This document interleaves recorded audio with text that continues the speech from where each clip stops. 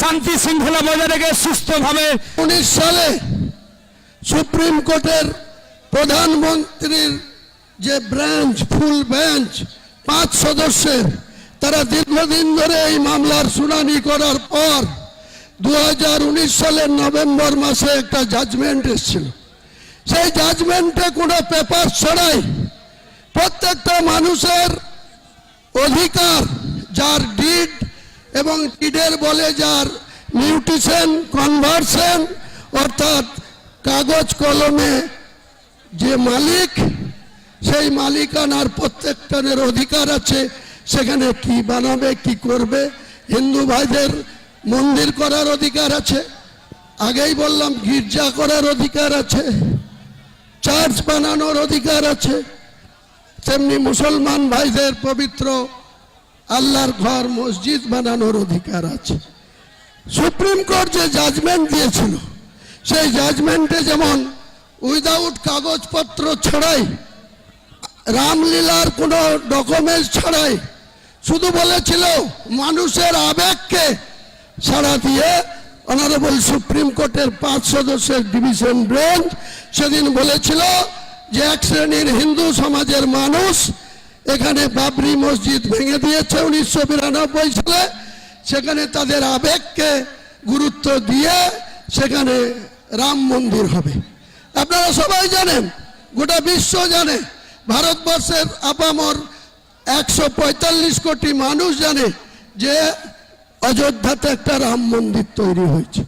আমরা কেউ মুসলমান সম্প্রদায়ের মানুষ কেউ তার বিরোধিতা করিনি।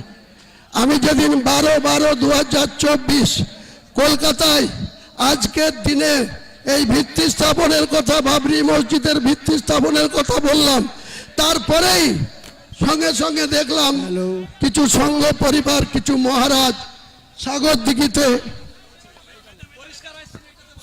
দিঘিতে একটা রাম মন্দিরের আবার শিলান্যাস করলেন। আমরা কেউ বাধা দিতে যাইনি। আজকের দিনে এখানকার একজন বিজেপির নেতা, আগে জেলা সভাপতি ছিল, এখন রাজ্য কমিটিতে আছে, সাকারাপ সরকার, তিনিও সঙ্গে সঙ্গে বললেন বহরমপুরের কোনো জায়গায় রাম মন্দির করবে।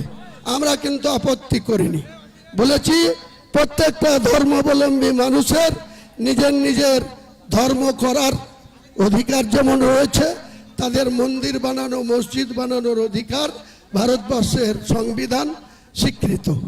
স্বাভাবিকভাবেই আমাদেরকে বিরুদ্ধে যেটা চক্রান্ত করে পিআইএলএ ফাইল করা হলো, তারা চেয়েছিল 8 তারিখে ডেট ছিল, তাহলে স্বাভাবিকভাবে আজকে 6 তারিখে আমরা শিলান্যাস করে দিতাম। তারা এটাকে রোখার জন্য স্পেশালভাবে মেনশন করলো 5 তারিখে মামলা শুনানি করতে হবে। মহান আল্লাহ যাকে সাপোর্ট দেয়, মহান আল্লাহ যাকে দোয়া করে, আল্লাহ যাকে ভালোবাসে, এই পৃথিবীর কোনো মানুষ তার বিরোধিতা করলেও সাকসেস আসে না, সার্থকতা আসে না, সফলতা পায় না।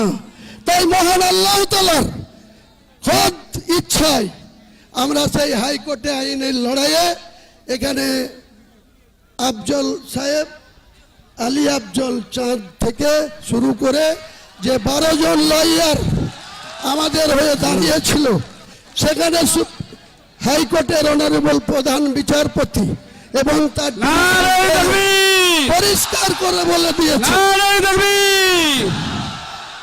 পরিষ্কার করে তিনি বলে দিয়েছেন যে হুমায়ুন কবির কোনো সংবিধান বিরোধী কথা বলেনি, সংবিধান বিরোধী কাজ করেনি। ভারতবর্ষের সংবিধানে তার অধিকার আছে মসজিদ বানানো, এবং প্রত্যেকটা ধর্মাবলম্বী মানুষের বাড়িতে যে সন্তান জন্মায়, কারো পুত্র সন্তান, কারো কন্যা সন্তান, তাদের নামকরণ তার বাড়ির গার্জেনরাই রাখে, হয় পিতা রাখে, নাই দাদু রাখে, নাই নানি রাখে, নাই নানা রাখে। মসজিদ, বাবরি মসজিদ